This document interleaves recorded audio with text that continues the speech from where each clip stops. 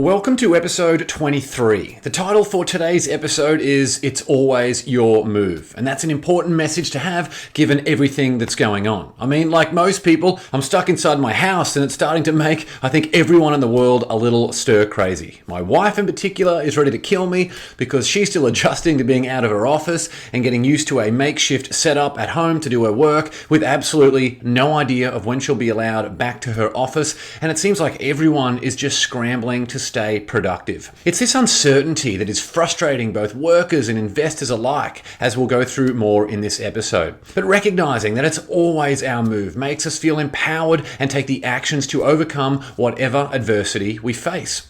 The quote for this episode comes from American General Douglas MacArthur, who said, "It is fatal to enter a war without the will to win it. It is fatal to enter a war without the will to win it." And we're in truly unprecedented times. The effects of coronavirus have been felt in every industry on earth. And as I said, the worst part is the uncertainty of things to come. In this episode, we're going to spend the first half talking about some of the impacts that have been felt recently. And in the second half, we'll talk about some strategies for you to evolve your business in the coronavirus era. And that will be especially important for those in professional services who risk losing clients. Before we begin, just a reminder that you can subscribe to this show and get access to episodes as soon as they're released.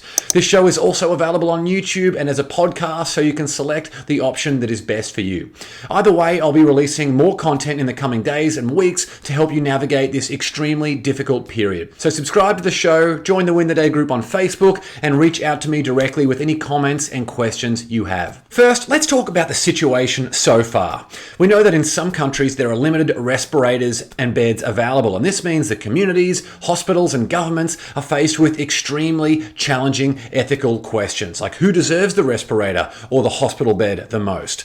Does a single 30-year-old person deserve a respirator or hospital bed more than a 50-year-old father of three? Is the life of a sick doctor who requires a huge amount of medical care more valuable than three other people who aren't doctors and need only 1/3 of the resources each to keep them alive?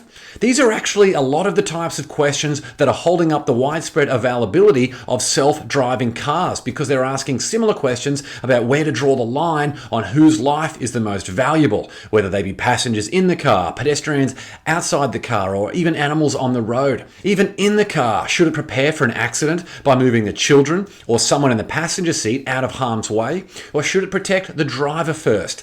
It's a conversation that could seemingly be debated forever. But a pandemic like coronavirus has certainly created an enormous urgency around getting answers to those extremely difficult moral questions.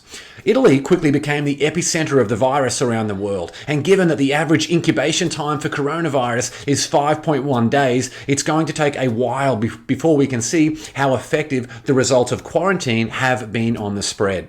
Different countries are trying different methods, and even in the US, where I'm based, these methods can differ not just within the country, but even within the state, like we've seen with San Francisco imposing the strictest measures in the entire country, but LA asking for just general social distancing. We've also seen a lot of places around the world with only a few hundred cases who aren't really taking this seriously. But if we do the math, they should. For example, if a city has 500 people in that city infected, and the number of people infected doubles every day, it only takes 11 days before 1 million people are infected. If you don't believe me, do the numbers yourself. It's crazy. Start at 500 and keep doubling until you reach 1 million. That obviously puts an increasing and eventually unmanageable burden on hospitals, since there are only limited resources like respirators, hospital beds, and staff. That's why we're seeing some places immediately begin construction of new hospitals and allowing recently retired doctors to quickly return to the profession so they can assist with the sick people. This is all done to expand the medical capacity so more people can be treated. As we said, there isn't as much global unity as you would expect for something of this magnitude, and that is what is contributing to most of the uncertainty. Different countries are trying different methods, but social distancing has become the most popular avenue. Places like the US are doing everything they can to buy time, hoping that summer will put a big natural halt to the spread, which would also allow more time for treatments to be developed, since it's still at least 12 to 18 months before a mass market vaccine is likely released. We've even seen drugs that have already been approved by the FDA for a different purpose start to become widely available to halt the damage. But the virus is so new that we really don't know what impact summer will have. It seems like it should help, but it's a big gamble for any country on the health of its citizens and its entire economy. Even if the quarantine that we're doing now was successful and summer started to reduce the cases and the social distancing is reduced all of a sudden, well, what happens then?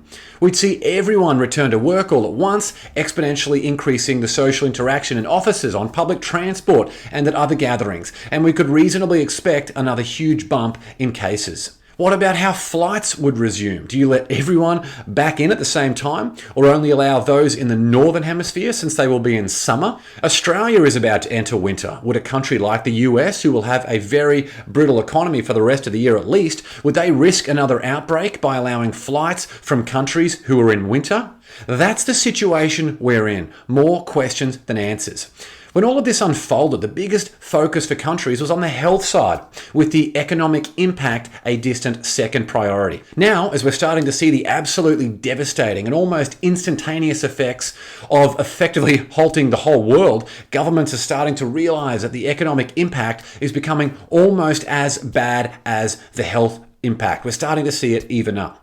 That's why we're starting to see a larger focus on cash assistance for certain segments, like financial aid that has been offered for small businesses and for industries that are essential for a certain economy, like airlines in Australia. I mean, without flights, no one would even be able to leave Australia.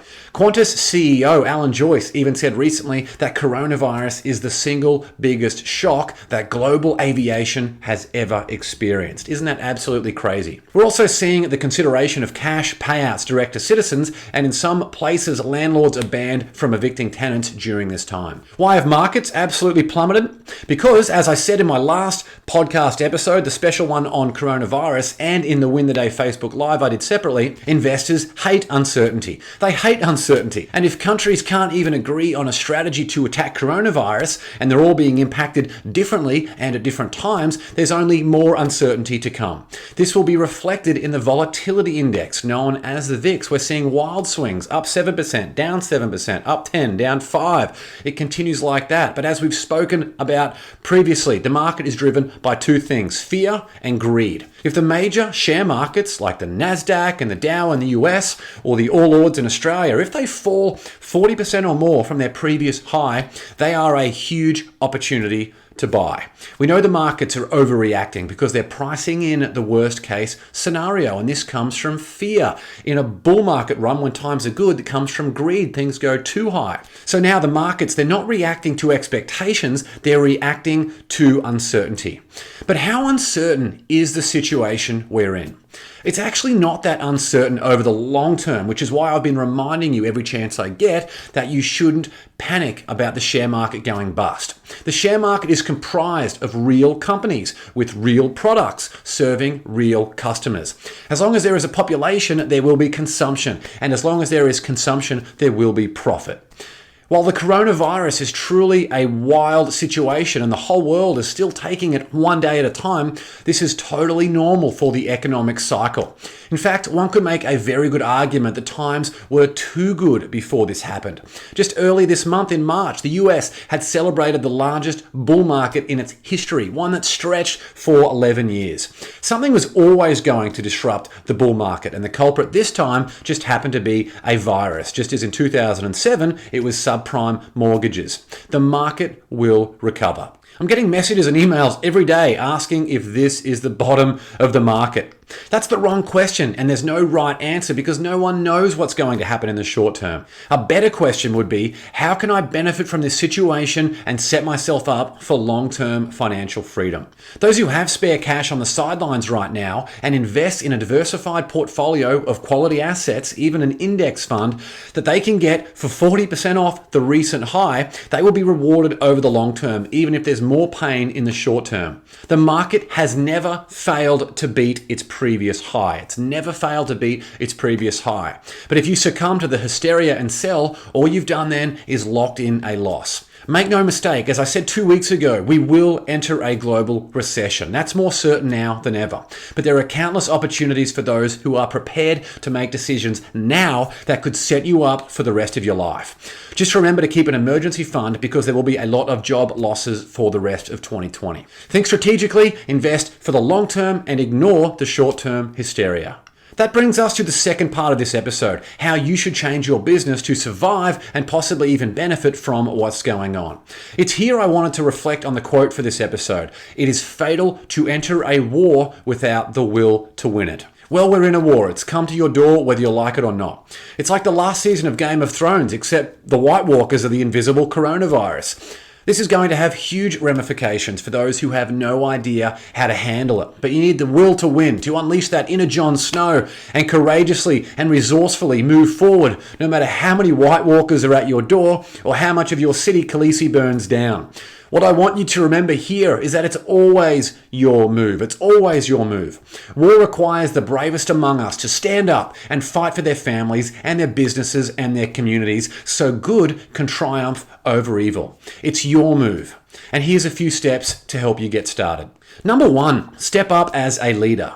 Leaders communicate, leaders stay calm, leaders have courage under pressure, and leaders look after others around them. If you have a service business with different clients, you're going to need to be all of those things as you help your clients through what will undoubtedly be a rough patch. For example, if someone calls you and says they want to cancel working with you, schedule a time either later that day if you've received the call towards the end of the day, or first thing the next day for a conversation. Then in the interim, think about what you can do to help save that person's business. Then when you're on the phone with the client, say that you completely understand the situation they're in, and of course they're always free to cancel, but before they do, the number 1 priority for you is spending the first part of that call coming up with a plan to help them come out of this crisis better than ever before. This is where you can draw on your own experience and what you had prepared prior to the call. And if you're good enough at your job, which hopefully you are, you should be able to come up with a plan that helps the client achieve their objectives despite the hysteria and short-term volatility. For example, if you're a business coach and one of your clients is an event organizer who stands to lose their entire business due to the quarantine world we're now in, you could make that entire planning strategy about how to shift their business from real events to virtual events and make sure they don't lose a single client. Or you could be a financial advisor with a client who is worried about losing their job and wants to sell down their entire portfolio so they can have money in the bank. What you could do is outline all the better options they could take to obtain funds in the short term in the event they need emergency money so they don't have to sell at the bottom or near the bottom of the market where it is now. You could also refer to charts to show that this is actually the best time to buy, not sell, with maybe a quote or two from Warren Buffett for good measure. Or you could be a personal trainer, unable to see your clients because of quarantine. You could take a break from individual in-person coaching and instead offer discounted group online fitness sessions so it saves your clients money, it enables them to stay healthy and keep their immune systems firing while ensuring you keep your income. Unfortunately, most people in this situation buy into the hype and are just as disillusioned as their clients. But remember, your clients are looking to you for leadership. They want you to guide them, so step up to the plate. Number 2, ask yourself, what's the gift in this?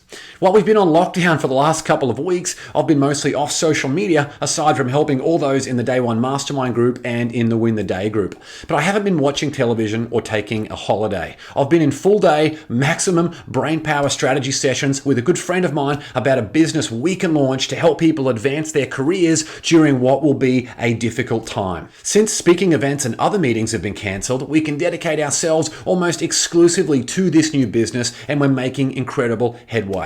We're doing this because we realized our time together was a gift from the situation and will enable us to give an even bigger gift to millions of people very soon. No matter what industry you're in, get your most trusted business minds together or on the phone and offer to exchange ideas on how you can each benefit from everything that's going on. This is the best time ever to get your mastermind together and use that collective power to find the gift in this situation.